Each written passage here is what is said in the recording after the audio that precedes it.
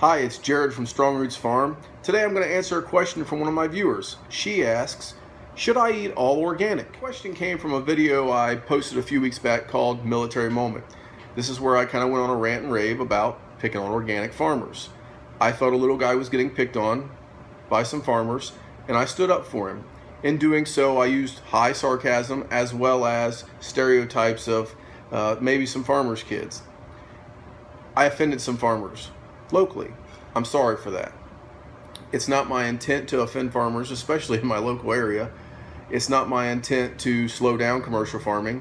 It's not my intent to stop it whatsoever. I came from commercial farming. It is my intent, though, to start farming on my own. If you felt offended by my video, if you felt like it was directed towards you, I apologize. Stay tuned. I'm going to give you some information about commercial farming direct from USDA, FDA, EPA, and it all pertains to organic farming.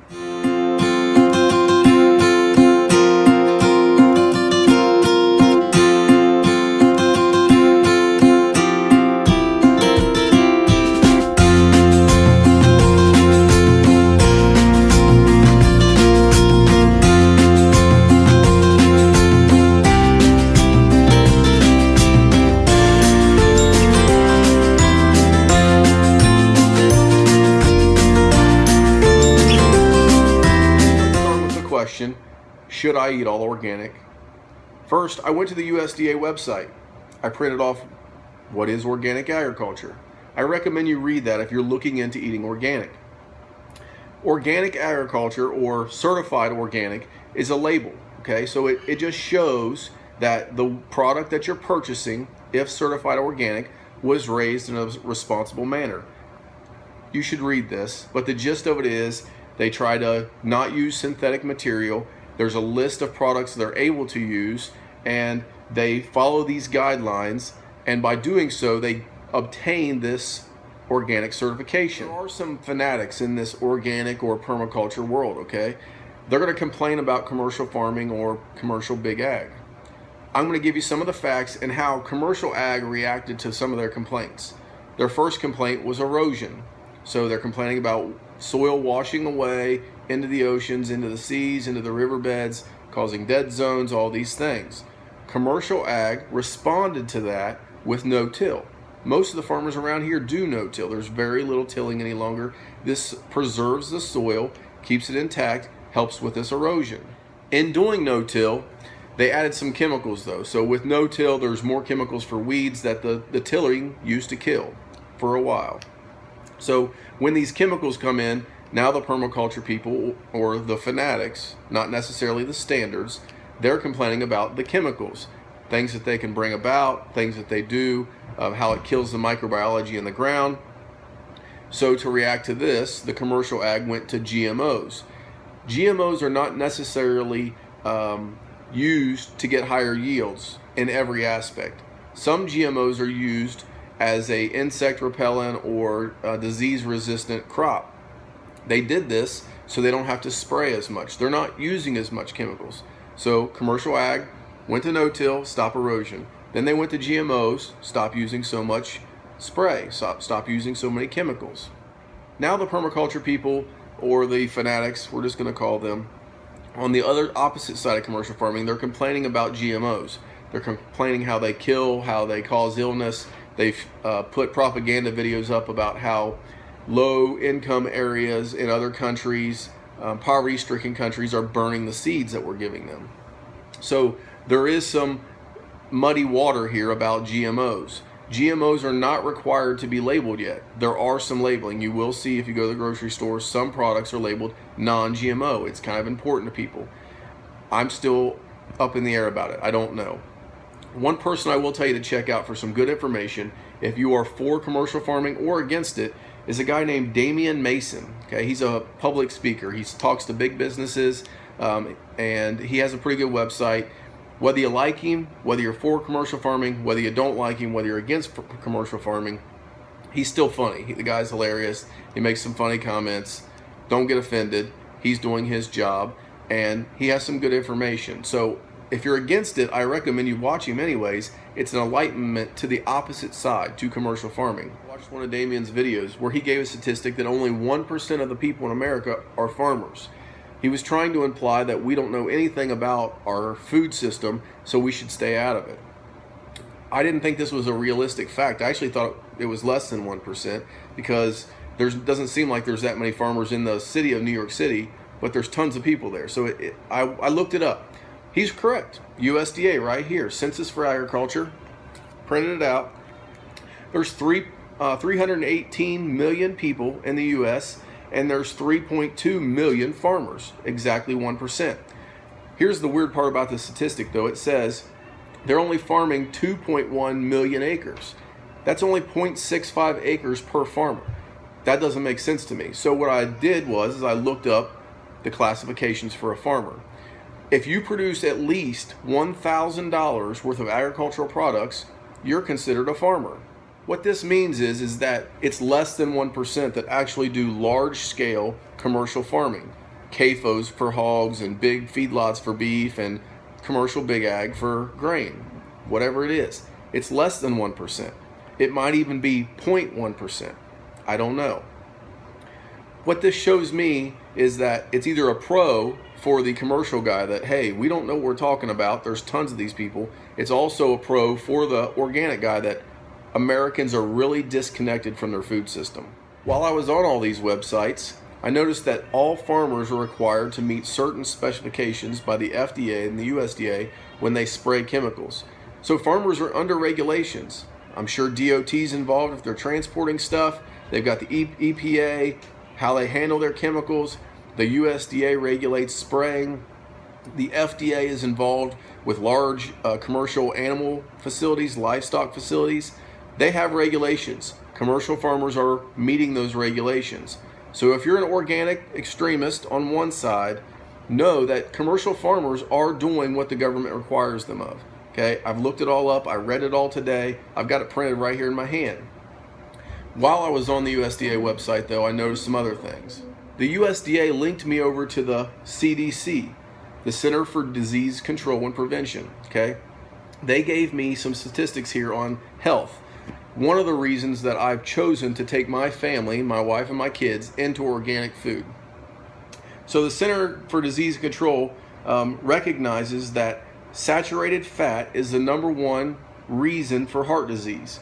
It also recognizes that saturated fat is high in feedlot beef and CAFO organized pig facilities.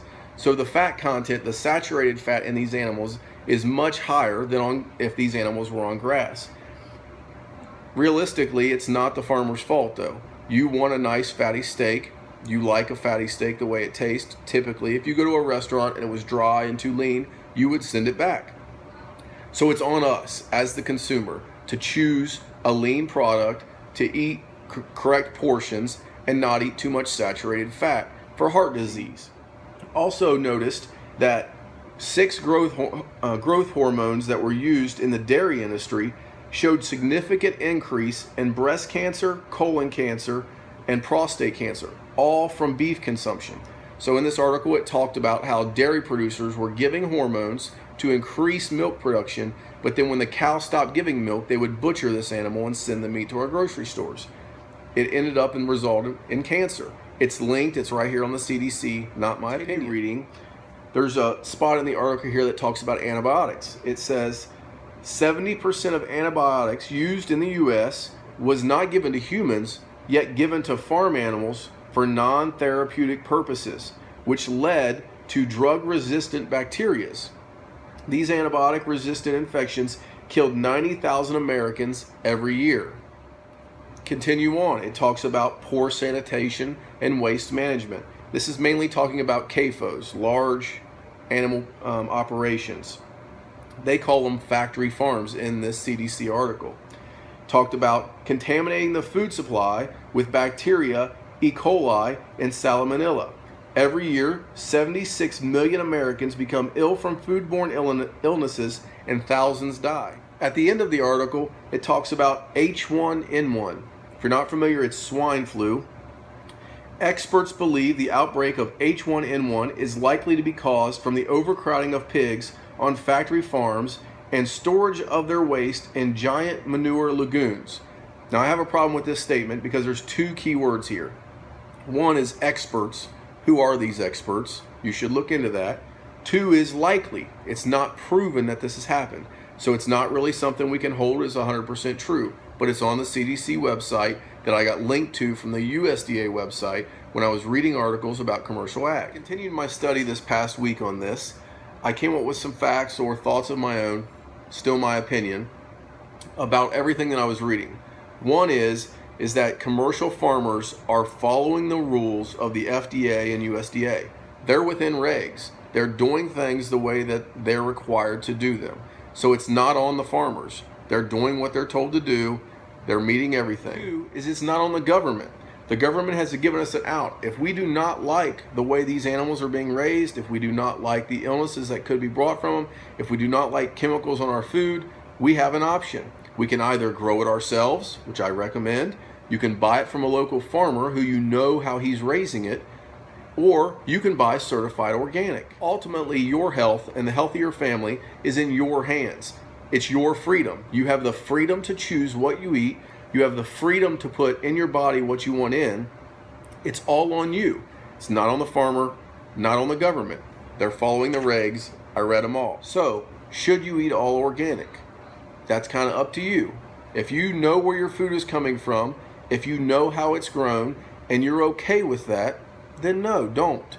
If you can find a farmer and you know the way he's raising it, for instance, the way we're trying to do here, if you know what's going on and know what's in your food and you want healthy food, search it out. You don't need certified organic. You can be the certifier as the consumer. You can educate yourself on the chemicals, you can educate yourself on the manners, and you can either do it yourself or find somebody who's raising it that way. If you don't want to do any of those things, you can buy certified organic.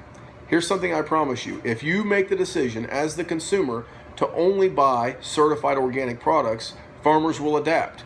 They adapt to erosion, they adapt to large chemical use, they've even adapted to overusage of fossil fuels with new tractors that use DEF and are better fuel efficient, and they're putting fertilizer right in the rows.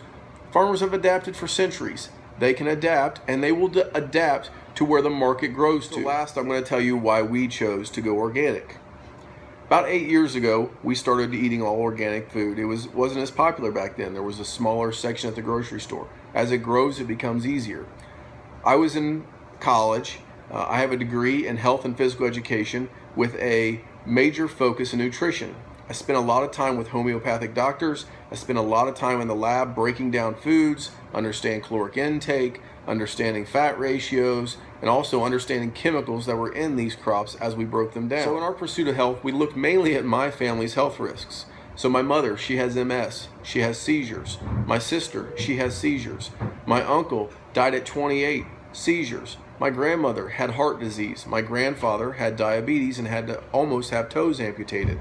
Spent the last days of his life in a nursing home in pain. Was a farmer his entire life. Worked himself to death. I wanted to make a change. I did not want to end up like that. So we started pursuing organic vegetables. Later it led to a garden. Then it led to aquaponics.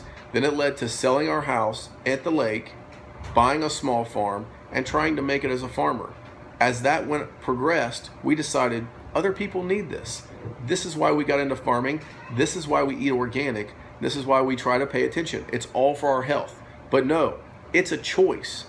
Okay? It's a choice that we made. It's not for everybody. It doesn't have to be done. It's just our choice. It's our freedom as an American. I fought for this freedom, and I also fought for the freedom of the guys who are commercial farming. If I fought for the freedom of a guy to dress up as a woman and change his name, I'm sure as heck going to fight for the freedom of farmers to stay on their land and farm however they want to. This is why I can play both sides. This is why I can say, if you're a commercial farmer, continue doing it. If you're an organic farmer, work it out. Make it work, okay? Stay on your farm, eat healthy, provide good food for your family. This is why I chose to do it. It's our choice. I hope this helps. Please subscribe to us. Please like and share our videos on Facebook. Please like us on YouTube. Please subscribe to us on Instagram at Strong Roots Farm. We really appreciate your support. Thank you.